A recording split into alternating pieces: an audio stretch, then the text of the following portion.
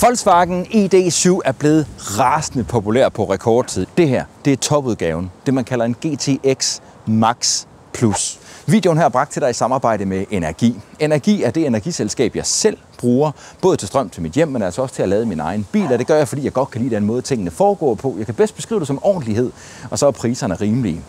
Videoen er også bragt til dig i samarbejde med Det Grønne E. Når du finder et værksted med Det Grønne E på facaden, så finder du et værksted, hvor man har specialiseret sig i at servicere og reparere el- og hybridbiler. Så er videoen bragt til dig i samarbejde med Keratech. Keratech er eksperterne, der drejer sig om dæk og fælge og dermed komplet hjul til elbiler. Sidst men ikke mindst, så er videoen også bragt til dig i samarbejde med Midtvest IT. Midtvest IT har base i Herning og har specialiseret sig i telefoni og IT-sikkerhed til virksomheder. Og via deres website, som jeg også linker til i videobeskrivelsen, der kan du eller din virksomhed tage et gratis og uforpligtende tjek af jeres telefoni- eller IT-sikkerhed. Husk, at der ligger relevante links i videobeskrivelsen, og at du allerbedst støtter mig ved at benytte mine samarbejdspartnere. ID.7 Tourer GTX Max Plus. Jeg tænker næsten ikke, at Volkswagen de kan tilføre flere bogstaver til modelbetegnelsen på den her bil. Det er i min optik den smukkeste ID.7, du kan erhverve dig. Og hvad er det så egentlig, du får? Jo, du får en masse performance, du får firehjulstræk, det skal jeg nok vende tilbage til. Rent sådan eksteriørwise, der er der også nogle forskelle. Lad os starte her bagfra. Der er ikke den store forskel. Du har GTX stående her på bagklappen. En lidt anderledes bagkofanger, men der skal du så nærmest være kender for at se forskellen. Så får du altid et kontrastlakeret sort tag her. Og hen ad siden, så er noget af det, du bemærker, det er de her ultra fede 20-tommer hjul. Selvfølgelig et staggered setup, som man kender fra med rigtig mange andre MEB-biler. MEB, det er den platform, som den her bil også bygger på. Jamen det er de her 20-tommer, hvor at baghjulene er lidt bredere end forhjulene. Det er sådan en detalje, jeg rigtig godt kan lide. Så får du i sådan en GTX-variant sådan nogle lidt mere i øjnefaldende skørter her hen ad siden. Du får igen GTX-logoet her på døren. Og foran, det er nok der, du allernemmest kan se forskel på GTX-varianten og så den mere almindelige Pro- eller Style-variant. For eksteriøret foran, der er det, at man sådan blandt andet lægger mærke til de her boomerang-lygter her, som nok er det mest i øjnefaldende, og så forkofangeren med de her sådan honeycomb, som jeg plejer at kalde dem. Det ser ret fedt ud, og det er i sig selv en grund til, at jeg i hvert fald vil overveje at gå GTX-vejen. Inde i kabinen af GTX-varianten af ID.7, jamen, der har man også brugt det samme greb, som man kender fra for eksempel ID.3 GTX'eren, som jeg har lavet video med for nylig også. Altså de her røde syninger overalt. Ellers så får du lækker ambiente belysning, som altså også fortsætter bag i en ID.7, og det er rigtig fedt. Noget andet, der også er rigtig fedt, det er ligesom i den almindelige ID.7, som jeg har afdækket alle pladsforhold og så videre. Det kommer ikke til i den her. Jamen så er der også ens plastkvalitet ved bagsædet i den her. Det jeg bemærker, det er også de her super lækre sæder, de her Ergo Active sæder. Der er selvfølgelig Memory, der er den lækre massage fra Volkswagen, som du rigtig gerne vil have, som du selvfølgelig også godt kan få i style-udgaven, hvis det er et tilvalg, du sætter her, får du det så bare standard. Softwaren i ID.7 er jo den nye version. Jeg tror, det er 5.0, der sidder i den her også. Der får du god software med Spotify, manuel prækonditionering af batteriet. Alle de ting, du nu kender fra den nye software. Alt det der, det har jeg også afdækket i min tidligere ID.7-video. Jeg skal nok linke til den her, samt også i videobeskrivelsen. Noget andet, du får standard i den her bil, det er så det her Harman Kardon-anlæg. Det er rigtig lækkert, uden at sådan at bonge helt ud på max på lækkerhedsskalaen. Men det er lækkert, du har subwoofer, du mangler ingenting i det anlæg heller ikke. Men jeg vil gerne snakke lidt teknik, for det er faktisk den mest interessante del af en ID.7 GTX-variant. Det er jo en firehjulstrukket ID.7'er som den eneste i line-uppet. Det er jo sådan, at uanset hvilken ID.7 du vælger, så kører den med 2 batteristørrelser og med den samme motor på bagakslen, helt fra den billigste variant op til GTX'eren. Her på bagakslen, der sidder den her motor, som efterhånden er ved at være godt kendt, en permanent magnetmotor, som har den modelbetegnelse, der hedder APP 550. Den yder 545 Nm og 210 kW, hvilket svarer til 286 hestekræfter. Den her motor, den er så i den her bil suppleret op af en induktionsmotor, som har den modelkode, der hedder AQA 150. Med den induktionsmotor, der har den her bil en samlet systemydelse på 250 kW, altså 340 hestekræfter. Og det gør den altså til en rimelig snap bil med god acceleration og alt det, du nu forventer af en performanceorienteret elbil. Batterimæssigt, så er det jo sådan, at MEB-platformen, som den her bil bygger på, den altid kører med koboltholdig kemi og 400 volts arkitektur. Batterierne, du kan vælge mellem i ID.7, det er enten på 77 kWh, det er fordelt på 12 moduler. Her har man så bare kommet et modul mere i, her 13 moduler, så har du altså så 86 kWh netto, 91 kWh brutto. Det batteri, det er i stand til at optage strøm rigtig hurtigt. Det kan nemlig lade med op til 200 kW, så en 10-80 opladning, når batteriet er prækonditioneret, klares på lige omkring 26 minutter. Ellers så kan du også tilvælge sådan en bil her med et elektrisk svingbart træk. Det er super fedt, og med det træk, der er der den lille fordel, at i stedet for at må trække op til 1200 kg, så må den her firehjulstrukne ID.7 trække op til 1400 kg. Men der er en akilleshæl, for mens man mæsker sig i et stort batteri, der er hurtigt til at optage strøm, et 4Motion-system, som ikke bare giver bilen masser af performance, men også i samspil med nogle særlige differentialer, faktisk også ifølge Volkswagen i hvert fald gør det her til den mest stabile ID.7 på vejene, så er det, at når man kigger ned over specifikationsarket, så hviler mine øjne altså lige ved den her bils WLTP-opgivet rækkevidde. Der står nemlig kun 576 km. Og mens det egentlig er okay, så kan du gå tilbage, og så kan du så sammenligne med den billigste ID.7, altså med det mindre 77 kWh batteri, og der står der faktisk op til 602 km. Så den her GTX-variant, den har altså både et større batteri, men en mindre rækkevidde. Der er dog lige et par ting, jeg gerne lige vil tilføje for at nuancere det her lidt. Når man sætter 20 tommer på en ID.7, så æder det automatisk noget af rækkevidden, og en GTX-variant her, den er automatisk født med de her 20 tommer hjul. Men selv hvis du sætter 20 tommer på en baghjulstrukket ID.7 Tourer med det lidt mindre 77 kWh batteri, så er den altså stadigvæk marginalt længere rækkevidde end den her GTX'er med det store batteri. Og så kan du jo til med vælge en for eksempel Style S Plus, altså sådan en bil, jeg har lavet video med det store batteri og baghjulstræk, og så får du også bare betragteligt mere rækkevidde, også på de her 20 tommer hjul. Jeg synes også, det skal tages ind i ligningen, at en ID.7, den også har vundet titlen som årets firmabil, og derfor så må man formode, at der er mange af de købere til sådan en bil her, som har behov for rækkevidde, langtursegenskaber. Og derfor så har jeg også besluttet mig for at køre nogle ture for at afdække, hvor godt en bil som den her gør det her i vintermånederne i Danmark. Og som du måske har bemærket, så blæser det temmelig meget. Den første tur, jeg lavede, det er en tur, jeg efterhånden har kørt et par gange. Det er en tur rundt om Ringkøbing Fjord, og den kan du se mere om her. Jeg har besluttet mig for lige at tage den her hurtige tur på små 140 km rundt om Ringkøbing Fjord i ID.7 GTX'eren her. Simpelthen både for at prøve at køre min Odense Challenge, som er sådan et worst case scenario, her får du det højeste forbrug, og så et lidt mere, kan man sige, best case scenario, hvor der er masser af landevej, en lille bit smule motortrafikvej, nogle små byer, man skal igennem, men ellers primært så plejer jeg at ende med en gennemsnitshastighed omkring de 70 km i timen.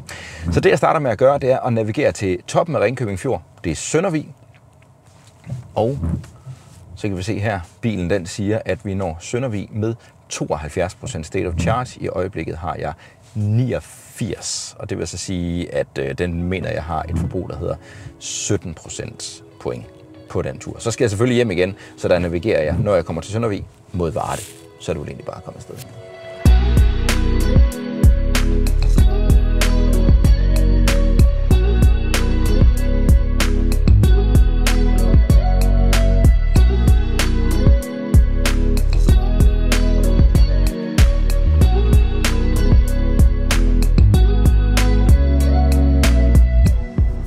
Så er jeg ved at være ved Søndervig. Jeg ved ikke, om man kan se det på billedet, men LaLandia ligger lige derovre.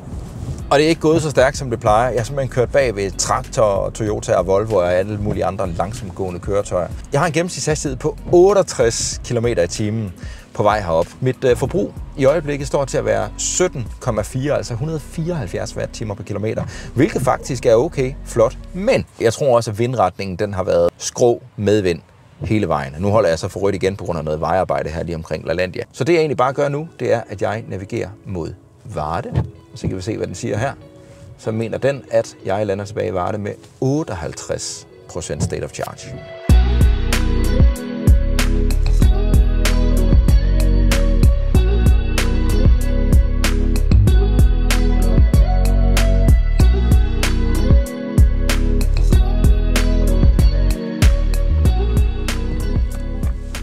Så er jeg ved at være tilbage ved udgangspunktet.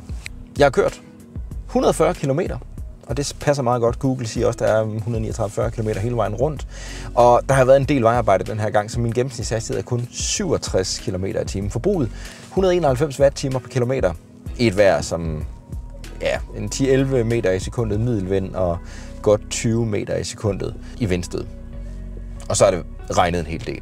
Og mens jeg sidder og hygger mig på det her nærmest majestætiske bagsæde, så vil jeg også gerne lige fortælle dig om den her videosponsor, som er energiselskabet Energi, som jeg jo selv har været kunde hos i efterhånden ret lang tid. Jeg har valgt Energi, fordi jeg godt kan lide den måde, tingene foregår på. Du kan prøve at tjekke deres Trustpilot, du kan prøve at ringe til deres support, så tror jeg ret hurtigt, du finder ud af, hvad det er, jeg mener. Energi, det er det her jyske firma, hvor tingene bare foregår stille og roligt og i øjenhøjde. Udover det, så er priserne super fair, jeg får en god refusion. Jeg er bare rigtig godt tilfreds med både strømmen til mit hus og naturligvis også min ladeløsning. Og hvis du kunne tænke dig at få den samme løsning som mig, så kan du jo tjekke det link, jeg har lagt i videobeskrivelsen her, og så kunne du jo lige hilse fra mig, hvis du ringer til dem. Oh well. En anden øvelse, som jeg jo efterhånden har lavet i lang tid her på kanalen, det er jo også min Odense Challenge. Og det har jeg også tænkt mig at gøre i den her GTX'er for at se, hvor lang rækkevidde jeg reelt kan forvente at få her i januar måned, hvor det regner og hvor det blæser, og hvor hastigheden den er højest mulig på den nok hurtigste strækning motorvej, vi har i Danmark. Det er tirsdag. Det er den 7. januar 2025. Det er et horribelt vejr udenfor.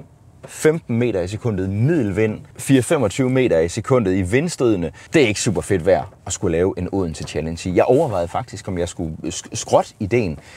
Men på den anden side set, i Danmark, der kommer man i ny og næ til at opleve den her slags vejr. Det jeg gør nu, det er, at jeg er ved at lade i øjeblikket. Jeg har 61% state of charge på bilen i øjeblikket. Nu prøver jeg at navigere mod drejebænken. Det er den afkørsel 50 ved Odense, jeg kører til og vender.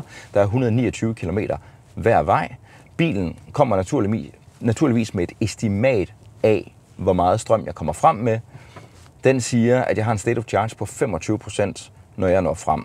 Og som nævnt, så har jeg 62% lige nu. Det vil sige, at den formoder, at jeg bruger 37% point på turen derover.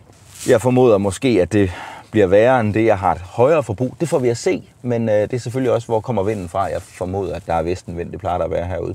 Det jeg også lige gør, det er, at jeg går ind og laver en indstilling her, hvor jeg slår det, der hedder e-ruteplanner fra. Det den så ikke gør, det er, at den ikke planlægger automatiske ladestop, og derfor heller ikke prækonditionerer batteriet. En bil som den her, der kan jeg jo gøre det manuelt. Det kan jeg gøre herinde i optimering. Der vil være en knap her, hvis nu er jeg ved at lade i øjeblikket. Men så kommer der en knap her, hvor jeg så kan trykke, og så kan jeg så optimere batteriet. Men det har jeg ikke tænkt mig at gøre, fordi lige nu der handler det bare om forbrug og rækkevidde. Så nåede jeg 80%, så er det bare med at komme afsted.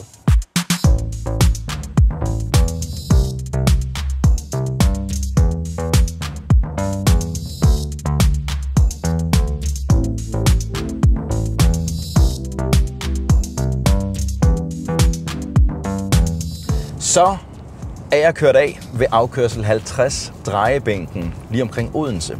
Bilen estimerede, at jeg ville komme frem med 43%. Jeg er fremme med 40%. Det har taget 1 time og 4 minutter. Og hvis vi lige kigger data, så har jeg en gennemsnitshastighed på 119 km i timen. Så det er næsten optimal hastighed, jeg har taget den her tur med. Nu skal jeg tilbage i modvind. Jeg kommer til at skulle lade på hjemvejen.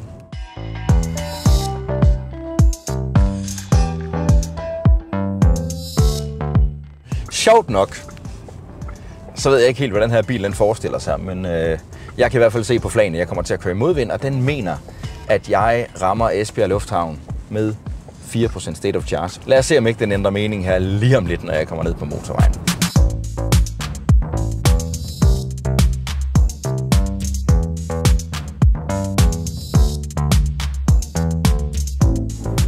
Jeg er lige 1 minut fra Lillebæltsbroen, og det vil sige, at jeg har faktisk kørt forbi det punkt, hvor jeg plejer at ville lade. Og det er fordi, jeg er en lille smule i tvivl om jeg vil lade. Fordi at lige nu der siger bilen faktisk, at jeg stadigvæk rammer Esbjerg Lufthavn med 1%. Den bliver ved med at falde. Så på et eller andet tidspunkt, så bliver jeg enten nødt til at lade, eller også så bliver jeg nødt til at sætte tempoet ned. Jeg synes jo, det mest rigtige, det er at køre ind og lade, og så holde hastigheden. Altså holde så høj en gennemsnitshastighed som muligt, og så fradrage for ladetiden. Selvfølgelig oplyse, hvor lang tid jeg bruger på at lade. Nå, det er Lillebæltsbroen det her. Tænke. Hvad vil du gøre?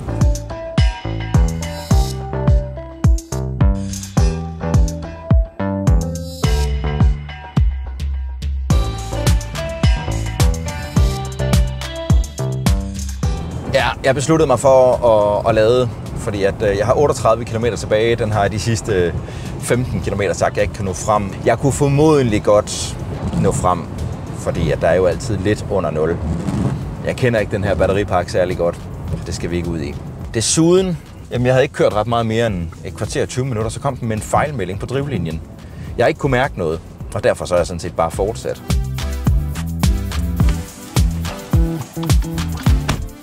Ja, laderne her i vejen, de er så i uorden. Jeg kan så køre ned i byen. Det kommer jeg til at spilde for meget tid på. Men nu er der ikke længere nogen fejlmelding. Nu siger den bare, at jeg mangler rækkevidde. Der er heldigvis andre ladere på ruten her.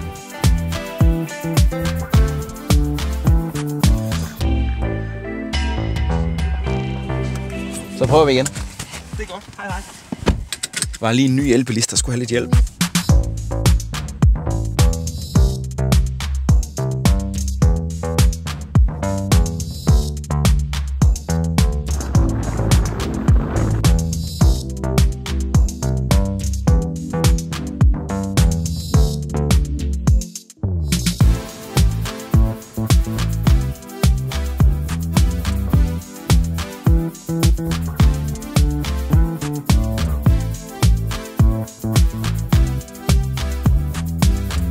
Det her, det bliver den mærkeligste konklusion, jeg nogensinde har lavet omkring en af de her videoer, jeg har lavet.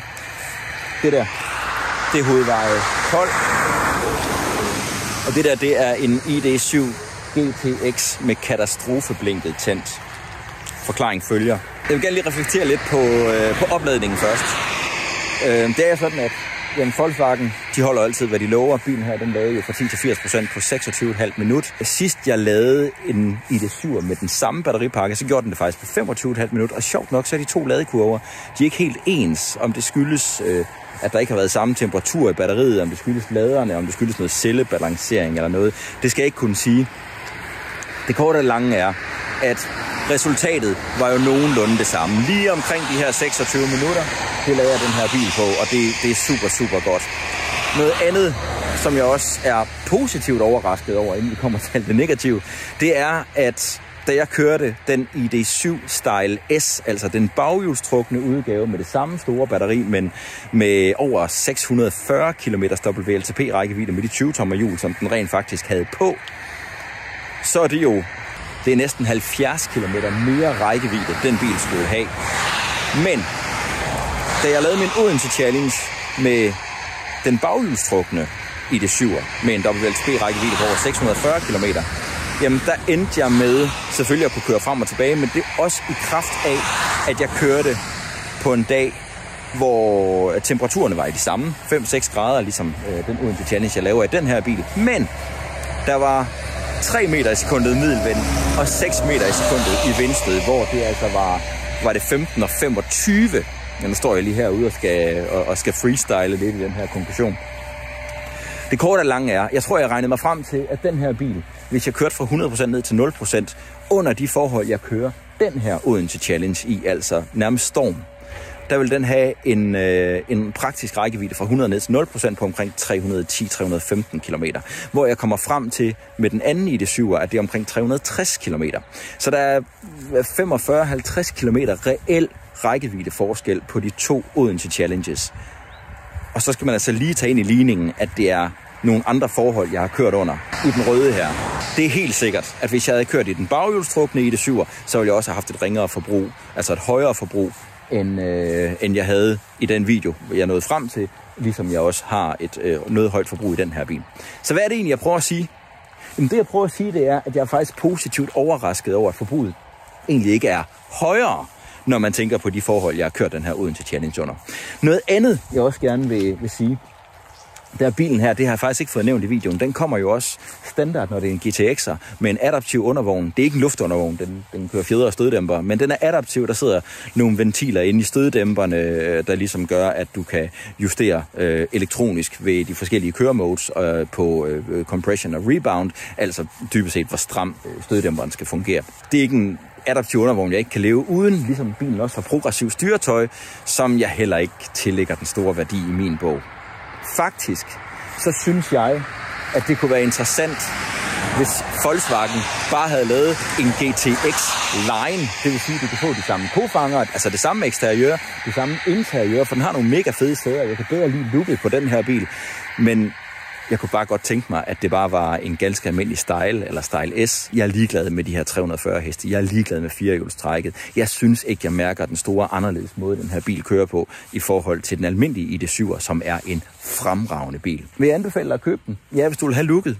Du mister ikke så meget rækkevidde, som det egentlig ser ud til på papiret, ser det egentlig ud til. Og så er merprisen faktisk heller ikke så meget, når man kigger på, hvor meget ekstra udstyr du egentlig får. Jeg har lagt et link i videobeskrivelsen, så kan du selv prøve at sammenligne lidt. Så den kan egentlig virke som et okay køb. Hvorfor holder jeg så her?